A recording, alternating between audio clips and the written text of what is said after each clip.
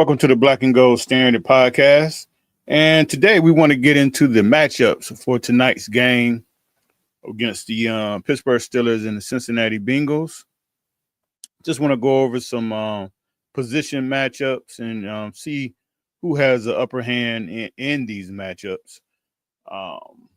So the Pittsburgh Steelers, this is their first primetime game this year. Actually, they have quite a few.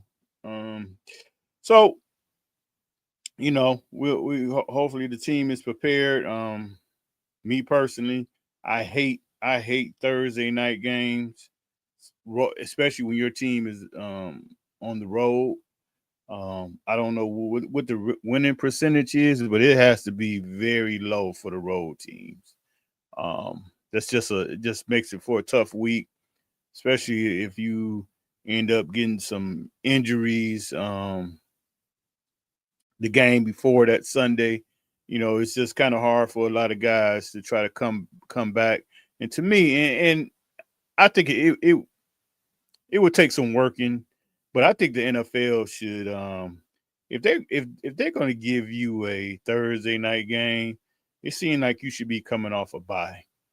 But anyway, that's just something I think the NFL should try to do because, like I say, it's kind of tough coming off playing Sunday. You really only get 1 day of practice, especially if you're playing at least divisional games. You kind of have an idea of the team that you're playing. But if it's a team that you don't never play, that's just a bad deal. But anyway, let's get right into these matchups. Let's see here.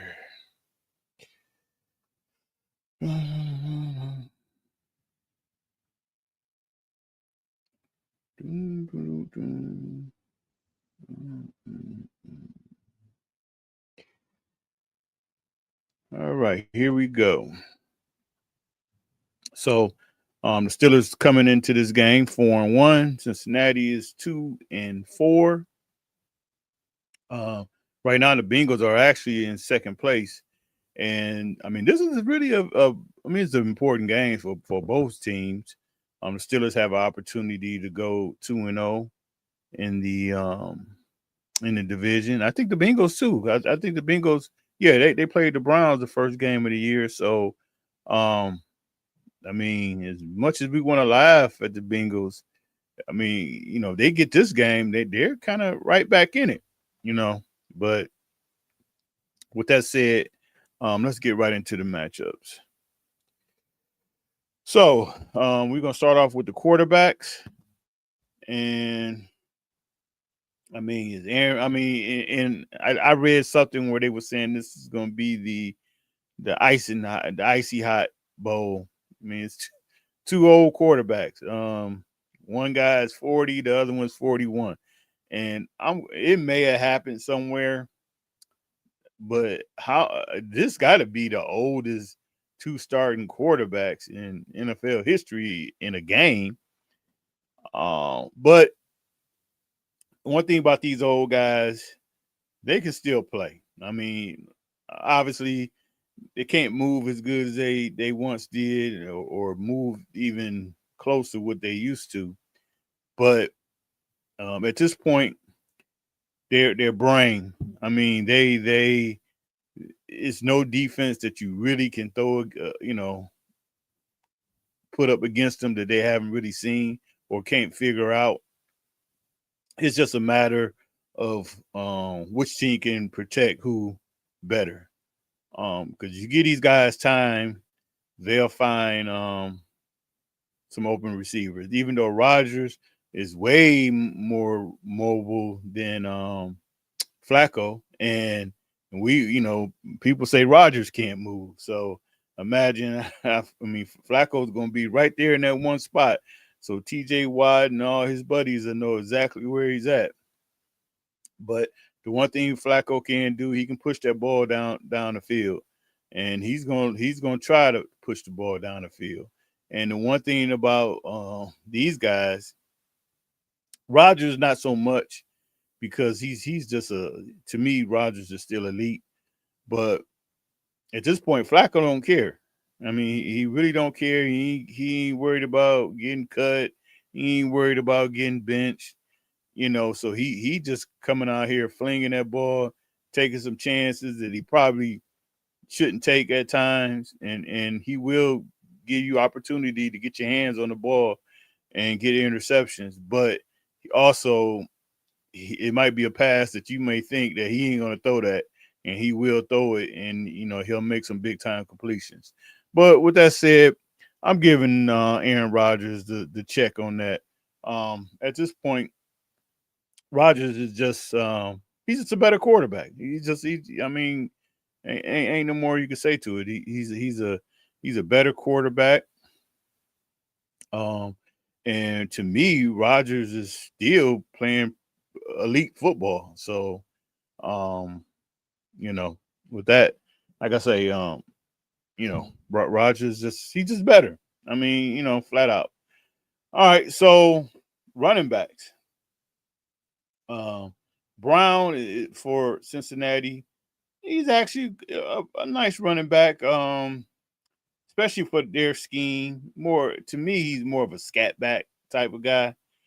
But when they're right, and obviously when they had Joe Burrow in there, and you really can't just concentrate on the pass, he can make some plays, especially like in the screen game and all that. But right now, Cincinnati offensive line is terrible. I'm really looking for the Steelers to dominate the line of scrimmage, which in turn is going to make it very hard for Brown to really find any type of daylight. Where on the flip side, you're going to have Jalen Warren and Gainwell, and the Cincinnati's defense is terrible. It might actually be the worst defense in the NFL. So with that said, I see Jalen Warren having a nice game. I think maybe this week they're going to actually give him the carries that he should have got against the Browns game. He only carried the ball like 11 times. I want to see Warren up that total to at least almost 20 carries. Give him about 20 carries. He should have a big night tonight. And then with Gainwell coming in there to spell him, these guys could put up some decent numbers and have a very good night tonight.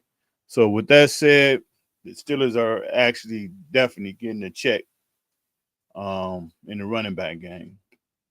The wide receivers, it's basically 2 against 1 at the end of the day.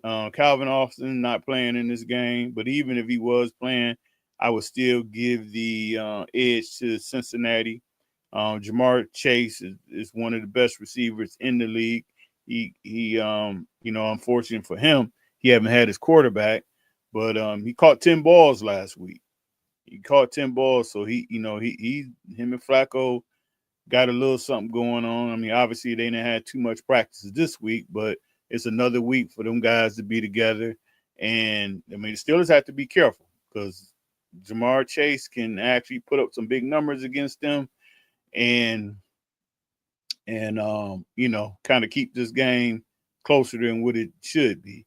And then on the other side, T. Higgins. T. Higgins is another good receiver, big receiver that again, like I say, Flacco, he's gonna throw some balls that you're gonna be like, I don't believe he did that.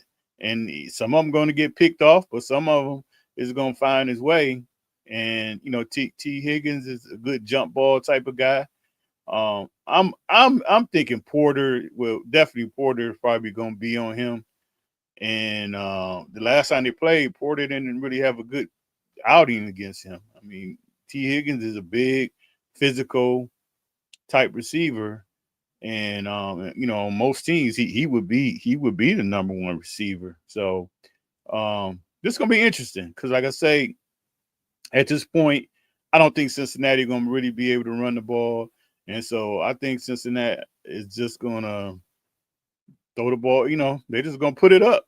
I mean, Flacco might throw the ball 60 times this game. Who knows? On the Steelers side, it's just basically DK Metcalf. I mean, right now, there's really no other second receiver. especially with Austin being out. I'm not going to get all into it again, but this is just something that the Steelers, to me, has to address, especially if they want to have a season they think they can have in the season. They seem like they're, putting themselves in place to have. That has to be addressed. But with that, I give Cincinnati the upper hand on that, and Cincinnati has the better receivers. Tight ends, three is really 3 against nothing. It's 3 against 0. I think Cincinnati starting tight end is out tonight. This should be another Darnell Washington game. This should be another game that he can take another step forward. Kind of sneak him out. And I mean, on that one play, they'll be looking for that play that they hit against the Browns. But just just working him down the field. I see for some reason, I think Jonnu Smith is going to have a decent game tonight.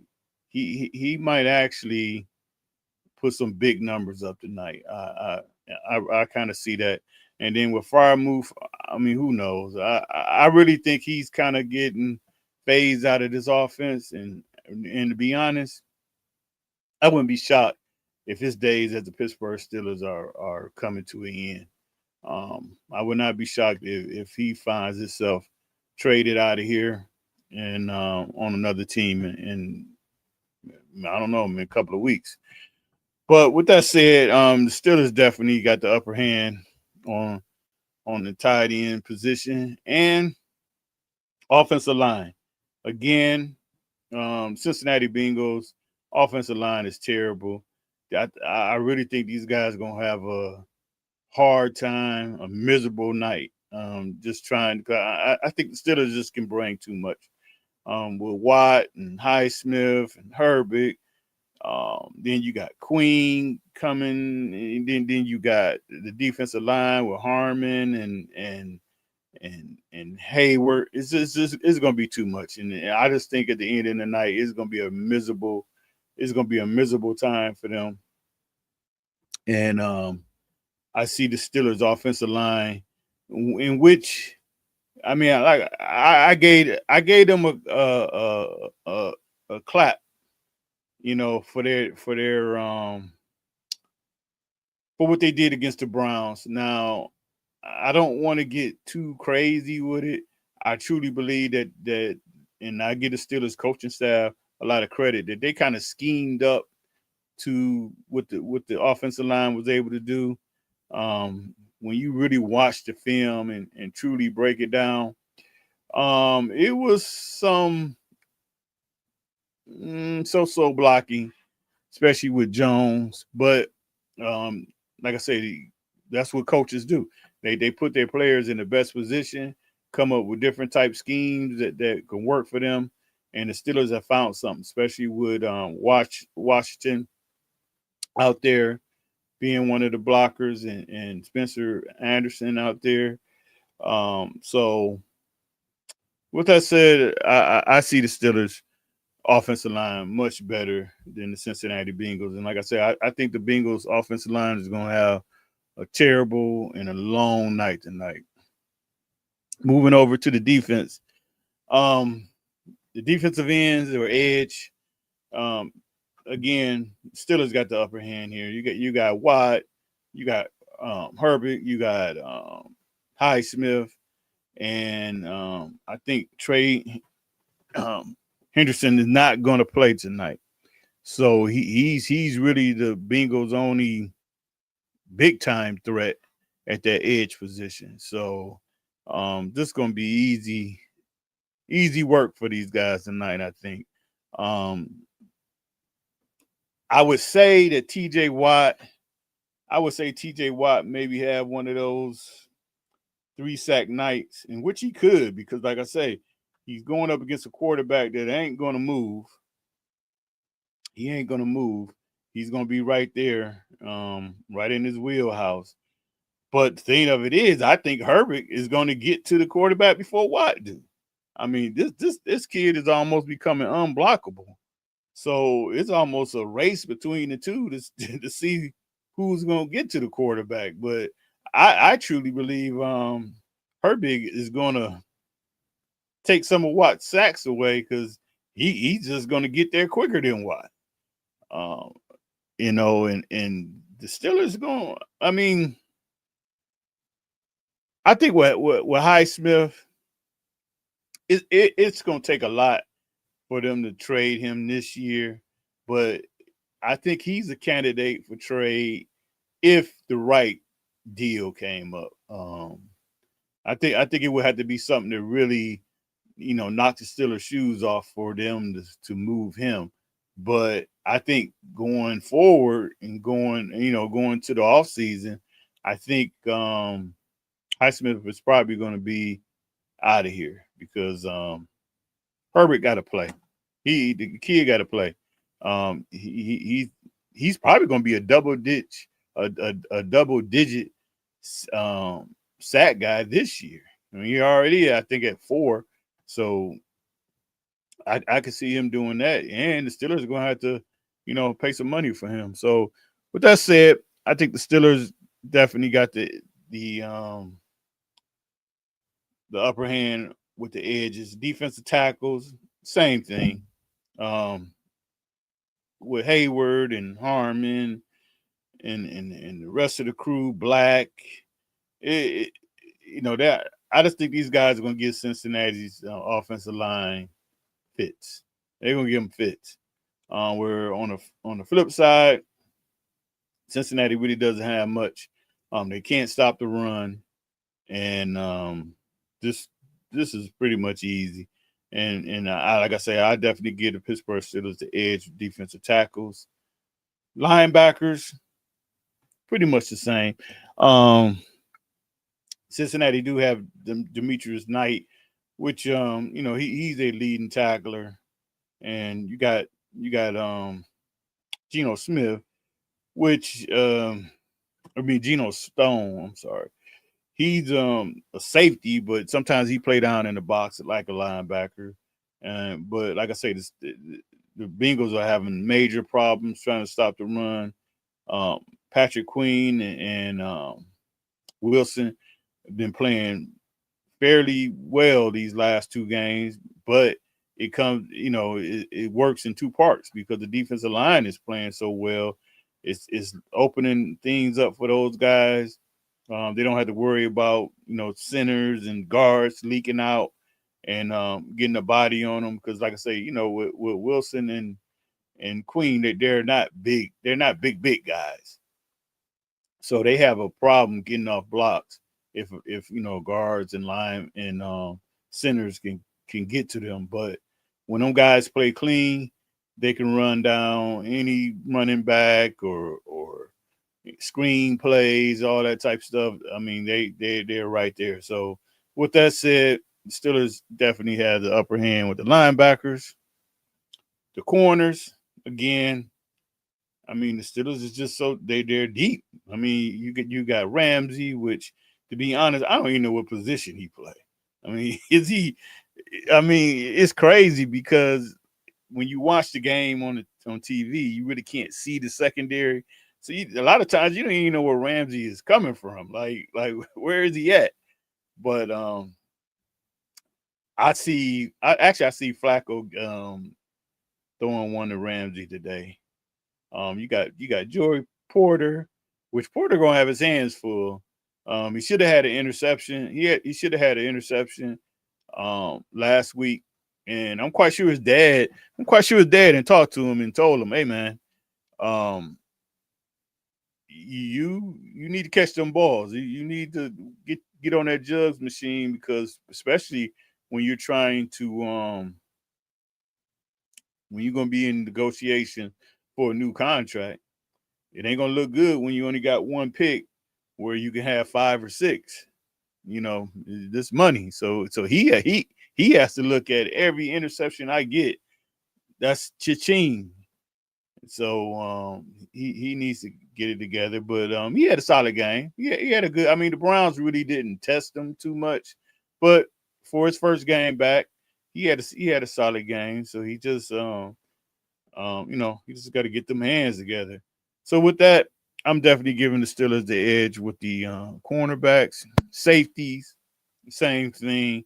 Elliott will play tonight. I know he had some personal issues that he had to take care of, but apparently he got that stuff all together because he's in Cincinnati and he will start tonight. So again, the Steelers are just so deep. I mean, you got Elliott, you got Peppers, you got Thornhill, you got Ramsey kind of in that mix with the safeties. I mean, it's you never want to overlook a team, but to me, if the Pittsburgh Steelers come in tonight, focus and come in there with the mindset of this is just a business trip and we came here to take care of business, they should put this game away real early. But with that, I'm giving the Steelers the edge and safety. So right there, you see it's a total sweep on the defensive side of the ball. And like I say, Cincinnati probably has the worst defense in the league. Special teams. My bold prediction is I think Williams is going to return one tonight. I think he was close last week. Me personally, just kind of nitpicking, even though he would have got called back because they had a penalty. But you can't let the kicker slow you up, tackle you, or whatever happen. You can't let that happen, man. You gotta beat that guy. You gotta know that guy don't have no shot at nothing. Fake him out or whatever. But I got a feeling he's gonna break one tonight. So that's probably one of my bold predictions for the night. Boz is Boz. I mean, he missed a field goal last week, but that was we're gonna blame that one on Mr. Rooney. That's Mr. Rooney's miss because of that trash field. Both teams had to play on, and to be honest, if the NFL was really about player safety, they would have stepped in there and canceled that game. And that would have been, if that would have happened, trust me, the Pittsburgh Steelers be putting field turf in right now. But the NFL is about that money. They say all that safety, player safety stuff, but they don't really mean it. Cincinnati got a good kicker, McPherson. I know he tried a long field goal last week. Didn't have enough leg to get it there, but he's one of those guys. Like he has a good year, then he has a bad year. Has a good year, has a bad year. So I don't know where he's at now. I don't know if he's having a good year, bad year. Like I said, it doesn't matter because the Boz is the man with that situation. So special teams and also the Steelers coverage team have been playing much better the last couple of games. So with that, I'm giving that to the Pittsburgh Steelers. Coaching. Let's see here. Coaching. Well, I have to give the Pittsburgh Steelers coaching staff credit. I gave them on my grades. I gave them an A. And that's something I have never done. That's something that I probably never even thought would be possible. But Arthur Smith was he was dealing his stuff out of his bag. The defense put some things together. So I think overall, and to me, Cincinnati's coach, and I know his excuse, his built-in excuse every year, and it's some valid to that. But his built-in excuse every year is Joe Burrow. I didn't have Joe Burrow. Joe Burrow was hurt, but I think at some point, ownership is going to wake up and just see. Yeah, I mean that is the point that you didn't have your quarterback, but you're kind of lacking. And I could see, well, he'll never get fired because Cincinnati is so cheap. They're not going to fire a coach. They'll just wait it out, and once his contract expires, then they maybe let him go. But with that said, I'm definitely giving that to the Steelers coaching staff, Mike Tomlin. Mike Tomlin kind of ruffled some feathers and really wasn't so much about the Cincinnati Bengals. He was more talking about the Cleveland Browns and making that trade with Cincinnati for Joe Flacco.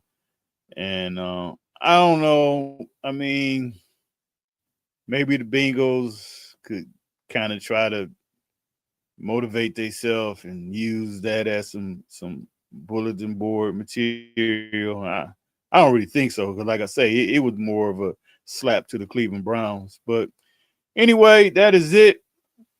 Um, I know everybody's going to enjoy the game tonight, and again, this is just a game that Steelers should just make it a business trip, handle their business. Because one of the things that I know people are probably really looking at is, you know, Pittsburgh really haven't played anybody yet. And let's just be honest. Um, this was a soft part of their schedule. Um, Honestly, I had it reversed. I had them losing to Minnesota but beating Seattle. So I actually had them at 4-1 at this juncture right now. And I want to say, I think I had the Steelers losing this game, and that was just the fact of, um, you know, the short week. The Steelers do not do good on the road, division games. And when I made my prediction, you're thinking this is going to be Joe Burrow, and I just thought this was going to be a tough game for him. But this is a game that they can't afford to lose. You got to kick a team when they're down and keep stacking wins and build you some credit. Keep building that lead in the division. Um, and That's about it. So enjoy the game tonight. I will, and hopefully the Pittsburgh Steelers handle their business. And like I say, this is just a business trip, and hopefully everybody can get out of here healthy. That'll give them a little mini bye, after this game. So with that said, take care. Enjoy the game. And I'm sorry, my predictions. So this is a game that I think the offense is going to kind of get on track here and put some points. So I got the Steelers winning this game 31-17.